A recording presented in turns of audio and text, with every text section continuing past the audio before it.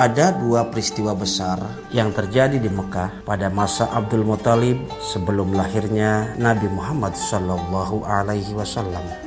Pertama, peristiwa penggalian sumur Zam-Zam oleh Abdul Muthalib dan putra sulungnya saat itu, atas dasar mimpinya agar segera menggali Thayyibah atau Zam-Zam.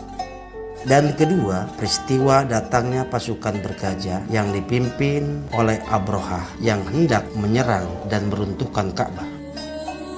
Siapakah sebenarnya Abrahah itu? Abrahah pada mulanya ia adalah perwira dari komando Aryat di Habasyah yang sekarang dikenal dengan Ethiopia. Setelah mengalahkan Junuwas, raja dinasti Himyar, lalu Aryat dinobatkan menjadi penguasa Yaman. Oleh karena sikapnya yang otoriter dan dianggap tidak adil, terjadilah pemberontakan yang dipimpin oleh Abrahah. Maka setelah kematian Aryat, Abrahah pun kemudian diangkat menjadi penguasa di kota Yaman. Setelah beberapa tahun diangkat menjadi penguasa di Yaman, muncul keinginan Abrahah untuk menyerang dan menghancurkan Ka'bah di Mekah. Alasannya adalah, pertama, dari sektor agama. Abrahah tidak suka Ka'bah dijadikan sebagai kiblat bagi agama Islam. Lebih dari itu, Ka'bah seringkali dikunjungi untuk ibadah haji. Abrahah ingin mengubah kiblat keagamaan tersebut dari kota Mekah ke kota Yaman. Kedua, dari sektor ekonomi. Sebagai pusat keagamaan, tentu saja kota Mekah menjadi destinasi utama yang kerap dikunjungi oleh umat Islam, dan tentu saja Mekah akan menjadi pusat perdagangan dunia. Abrahah pun ingin mengubah pusat perdagangan tersebut ke kota Yaman. Dengan kedua alasan tersebut, kemudian Abrahah membangun tempat ibadah yang sangat megah di kota San'a. Niat jelek ini didengar oleh seseorang yang berasal dari Bani Kinanah. Maka secara diam-diam mereka mengendap-endap menerobos malam memasuki tempat ibadah tersebut. Lalu dia lumuri kiblat mereka tersebut dengan kotoran. Hal inilah yang kemudian disinyalir menjadi alasan Abrahah ingin menghancurkan Ka'bah.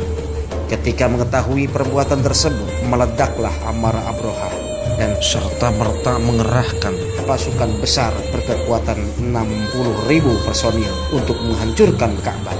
Abrahah juga memilih gajah paling besar sebagai tunggangannya. Mengetahui hal itu, Raja Habasyah Najasyi pun tidak mau ketinggalan. Dia pun mengirimkan pasukan dengan membawa 8 ekor gajah paling besar. Mereka berencana untuk menghancurkan pilar-pilar Ka'bah dengan menggunakan rantai yang dipasang pada leher gajah. Ada 9 ekor gajah besar dalam pasukan itu yang memimpin terus berjalan hingga sampai di Al-Maghmas. Di Al-Maghmas inilah mereka memobilisasi pasukan, menyiagakan gajah, dan siap-siap melakukan invasi ke kota Mekah. Anehnya, baru saja mereka sampai di Wadi Mahsyar yang terletak antara Muzdalifah dan Mina, tiba-tiba gajah-gajah itu berhenti dan duduk. Setiap mereka perintahkan ke arah selatan, utara, ataupun timur, gajah-gajah itu berlari. Tetapi apabila mereka arahkan ke Ka'bah, gajah-gajah itu berhenti dan duduk. Gajah-gajah itu tidak mau lagi berjalan menuju Ka'bah. Gajah-gajah ini tidak bisa dikendalikan oleh mereka. Di lain pihak, Abdul Muthalib yang gagal melakukan diplomasi damai dengan Abrahah hanya bisa pasrah atas segala kehendak yang akan terjadi terhadap Ka'bah dan kota Mekah tersebut. Beliau tertunduk lesu seraya berdoa, "Ya Allah, ini adalah rumahmu, kami adalah pelayanmu, hanya berlindung kepadamu." Ketika kondisi Abdul Muthalib semakin sulit, beliau hanya pasrah berserah diri memohon pertolongan Allah, sang pemilik Ka'bah. Terjadi peristiwa dahsyat di luar nalar manusia. Allah mengirimkan tentara-tentaranya berupa burung yang berbondong-bondong. Burung-burung itu seperti besi yang berlekuk atau khatif dan kacang adas atau balsan. Setiap burung membawa 3 buah batu, 1 buah di paruhnya dan 2 buah di kedua kakinya. Burung-burung itu melempari mereka dengan batu. Batu tersebut berasal dari tanah yang terbakar. Bila lemparan batu itu mengenai seseorang, maka anggota badan orang itu akan berkeping-keping dan hancur seperti daun-daun yang dimakan ulat.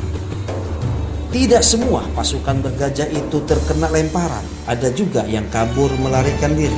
Tetapi mereka saling berdesakan satu sama lainnya. Sehingga banyak yang jatuh di jalan-jalan dan binasa terkapar di berbagai tempat. Lalu bagaimana dengan Abroha? Nasib Abroha tidak kalah tragisnya. Allah kirimkan kepadanya penyakit yang membuat jari jemari tangannya tanggal dan berjatuhan satu persatu sebelum dia mencapai San'a. Dia tidak ubahnya seperti seekor anak burung yang dadanya terbelah dari hatinya untuk kemudian dia roboh dan tak bernyawa. Kisah Abroha ini diabadikan oleh Allah Subhanahu wa Ta'ala dalam Al-Quran, surah Al-Fil, surah ke-105 yang terdiri dari 5 ayat. Bismillahirrahmanirrahim. Alam tara kaifa fa'ala rabbuka bi ashabil fil. Alam yaj'al kaydahum fi tadlil wa arsala 'alayhim tayran ababil tarmihim bihijaratin سجيل فجعلهم كعصف مأكول. Apakah kamu tidak memperhatikan bagaimana Tuhanmu telah bertindak terhadap tentara bergajah? Bukankah Dia telah menjadikan tipu daya mereka untuk menghancurkan Ka'bah itu sia-sia? Dan Dia mengirimkan kepada mereka burung yang berbondong-bondong yang melempari mereka dengan batu berasal dari tanah yang terbakar. Lalu Dia menjadikan mereka seperti daun-daun yang dimakan ulat. Sedangkan situasi dan kondisi orang-orang Quraisy saat itu, mereka semua berpencar-pencar berlari ke lereng-lereng gunung dan bertahan di bukit-bukitnya karena merasa ngeri dan takut kejadian tragis yang menimpa pasukan Abroha itu akan menimpa mereka juga. Setelah pasukan bergajah itu luluh lantah akibat kejadian tragis dan mematikan itu, kemudian mereka turun dari gunung dan kembali ke rumah masing-masing dengan rasa penuh aman. Peristiwa dahsyat tersebut terjadi di penghujung bulan Februari atau permulaan Maret tahun 571 Masehi, bertepatan dengan bulan Muharram, 2 bulan sebelum kelahiran Nabi Muhammad SAW yang lahir pada tanggal 12 Rabiul Awal. Untuk mengenang peristiwa dahsyat tersebut pun, maka tahun kelahiran Nabi Muhammad SAW disebut dengan tahun gajah. Demikianlah kisah heroik Raja Abroha beserta tentara bergajah kebanggaannya yang hendak menyerang dan meruntuhkan Ka'bah.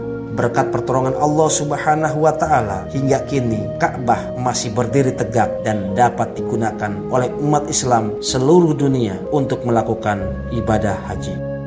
Sebuah pembelajaran dari sejarah ini untuk kita adalah betapa mudahnya Allah Subhanahu wa Ta'ala menghancurkan kesombongan seseorang. Abroha yang dengan sombongnya tidak akan ada kekuatan apapun yang bisa mengalahkan pasukan gajahnya saat itu. Dengan ambisinya akan meluluh lantahkan Ka'bah di kota Mekah, harus hancur dengan kekuatan burung ababil yang kecil yang tidak sebanding dengan kekuatan gajah. Sungguh sangat ironis menurut sudut pandang manusia, tetapi tidak menurut Allah yang maha kuasa dan maha berkehendak atas segala sesuatu. Allah Subhanahu wa Ta'ala yang semua makhluk seluruh jagat raya beserta isinya tunduk dan patuh dalam perintah dan genggamannya. Wallahu a'lam.